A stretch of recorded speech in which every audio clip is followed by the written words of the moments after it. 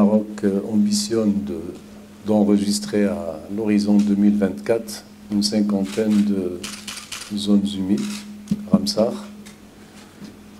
Nous avons fait beaucoup de chemin. Nous sommes passés depuis des années 2000 donc de 5 zones à 24 zones et aujourd'hui 14 zones supplémentaires donc, seront adoptées, ce qui porte le nombre global à 38 sites Ramsar d'intérêt international.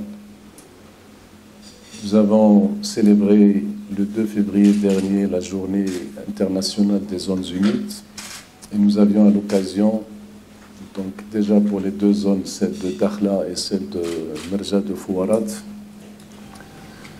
distribuer les 2 certificats correspondants.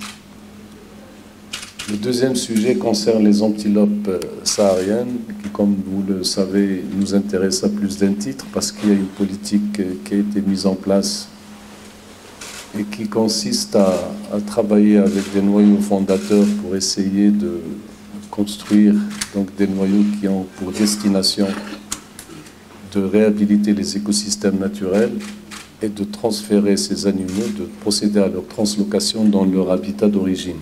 Aujourd'hui, nous allons nous concentrer sur 2 cas pratiques et opérationnels. Le premier concerne les zones humides.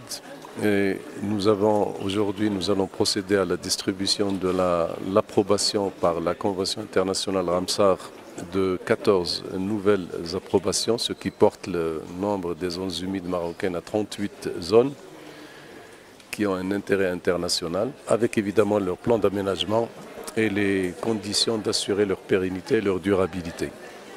Nous espérons qu'avec la fin du décennal 2024, que nous atteignions les 50 qui sont prévus dans nos programmes.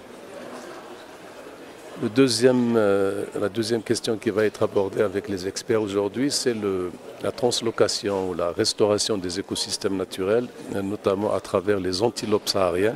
Nous avons un certain nombre d'espèces sur lesquelles nous avons eu une politique sur les dernières années qui a donné ses fruits, notamment tout ce qui concerne les gazelles de Cuvier, d'Orcas, la dame à mort, l'oryx, algazelle, etc.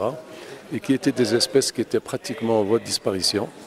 Et grâce à cette politique, à travers des noyaux fondateurs, nous réussissons maintenant à restaurer les écosystèmes et à transplanter, à transloquer ces animaux dans leur habitat d'origine.